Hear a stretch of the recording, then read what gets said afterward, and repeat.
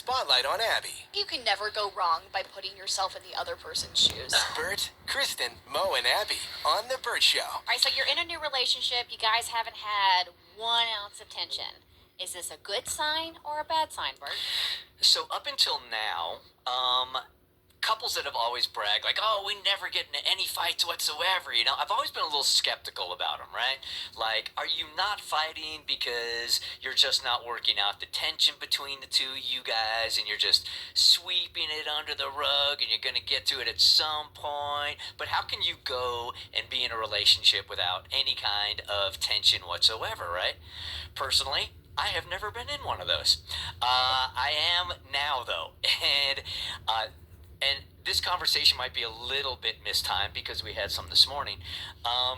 But for the most part, not for the most part, for how many months? 10? 10 months. 10 months. It has been really seamless and no disagreements, no arguments. It's been like nothing. So I got in my head about it, again, because this is the first time I've been in this kind of relationship.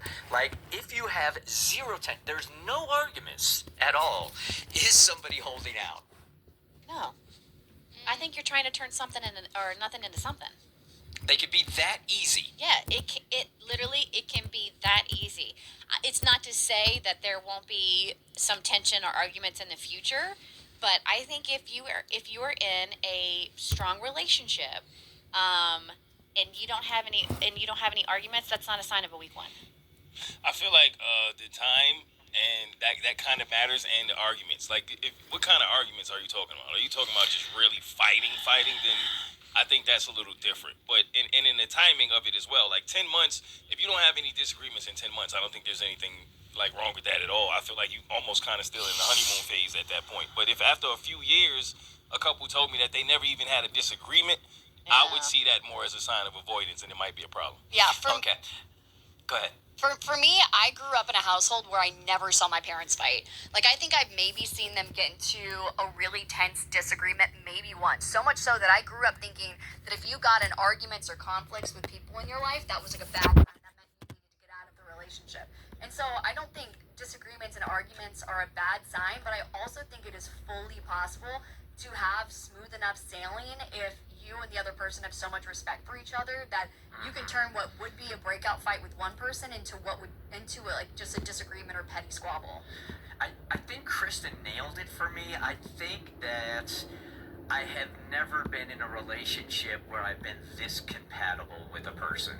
I hear people say opposites attract, and that might be true, but for the most part, this is just the most compatible person I've ever been with, and maybe that's why there has been no tension, and because with my past history and being in relationships that didn't quite fit, but I didn't know why back in the day, maybe that's my reference point, It very well might be, but my only source of, or not my only source, but my only piece of advice is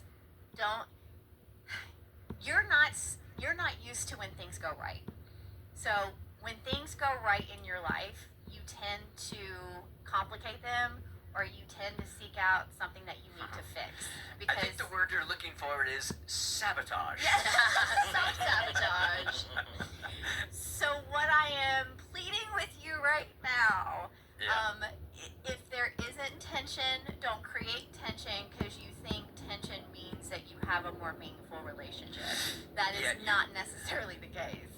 Yeah, and I think I've explained this before also. A lot of this has to do, when you go through therapy, you learn these things, that when you grow up in an environment of chaos, you tend to bring that into your relationships when you're older also. It's the only thing you know until you get older and you work through that. And then the unfamiliar is really, in this case, the healthiest thing, but it's still unfamiliar.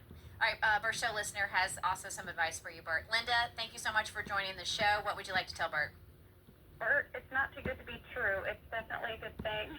My husband and I, we don't really fight or squabble or disagree or really about ever. We're each other's like biggest cheerleaders, and our oldest kid said, I want a marriage just like you guys, because she sees other people, and it's just easy.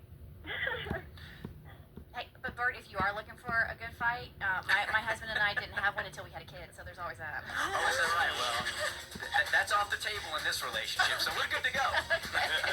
Hot 103.9, the fall's #1 hit music station. Only one. Keeping it real. See what's trending now. Hit up hot1039.com.